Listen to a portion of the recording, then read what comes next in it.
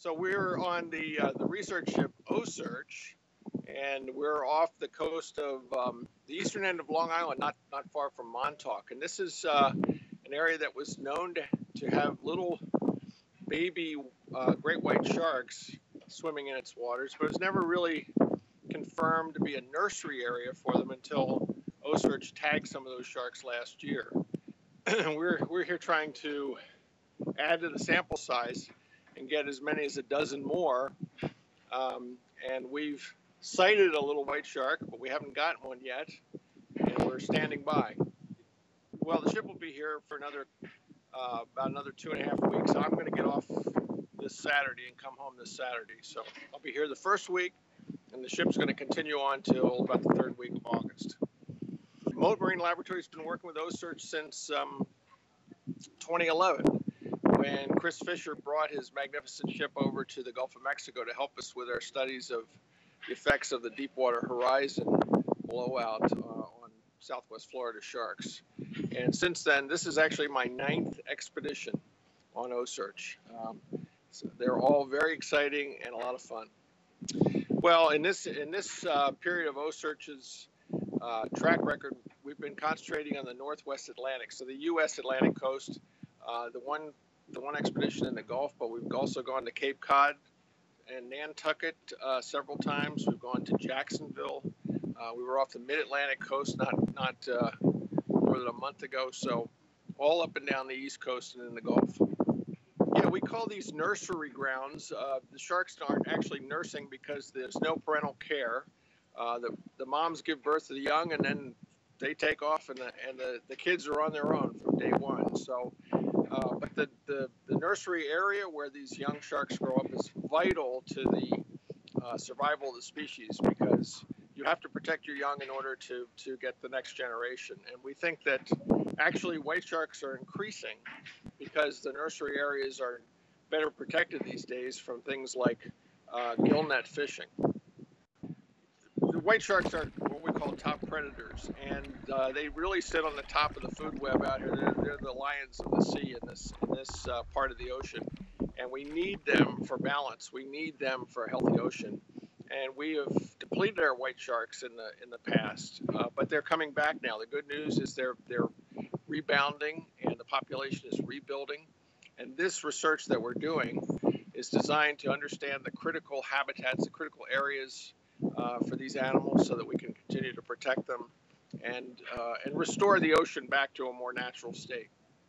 Well, we start with research and education, and we do a lot of public outreach from this ship. As a matter of fact, OCEARCH reaches hundreds of thousands of people. We have our sharks on the OCEARCH website, if people can follow them. Some of these sharks have more than 100,000 Twitter followers, like Mary Lee. So by reaching people and exciting people about the importance of these sharks, we really help to affect policy. But before that, we do the research to understand where these animals are going, and the satellite tracks that you can see on OCEARCH.org and on the OCEARCH app show you where these animals are going and tell us what countries, what states and what countries we have to work with to protect these magnificent animals. Most of my research back at Mote is based on looking at conservation status of these animals, figuring out their abundance. And I don't sit in the lab too much. I do a lot of traveling, so I work in places like Cuba, where I've worked for 12 years, in Mexico, and soon we're starting a project in Puerto Rico. So we really don't just work in our backyard, but we care a lot about our backyard and do a lot of research there as well. Now, these sharks are attracted to the boat basically by fishing. We have a team of master fishermen here that are amazing in what they do, and we catch the sharks. We catch the sharks on hook and line, and we bring them around to the ship, which is equipped with this incredible platform where we can put these small to huge animals on this platform and lift it out of the water, and then we can work on the sharks as a science team, like a pit crew in a NASCAR race. So the goal is to try to collect as much information as we can in about 15 minutes. We take blood, we take genetic samples, all sorts of things, and then we attach these transmitters, these tracking devices to the animals, and then send them on their way.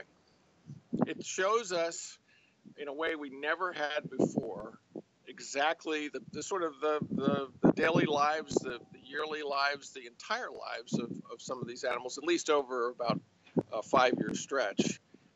It's showing us things like these animals are spending a lot of time along the coastline. It's showing us that some of these large white sharks are going up into very cold polar waters practically.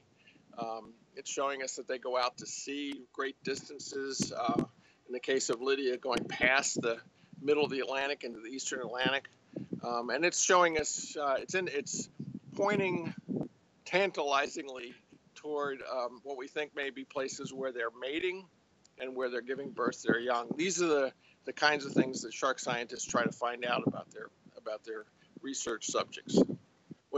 Everybody can follow the sharks that we're tagging themselves on the OCEARCH.org website, or it's an app that you can put on your phone, the Global Shark Tracker. And you can also see it on the Mote.org website and link into the OCEARCH websites as well.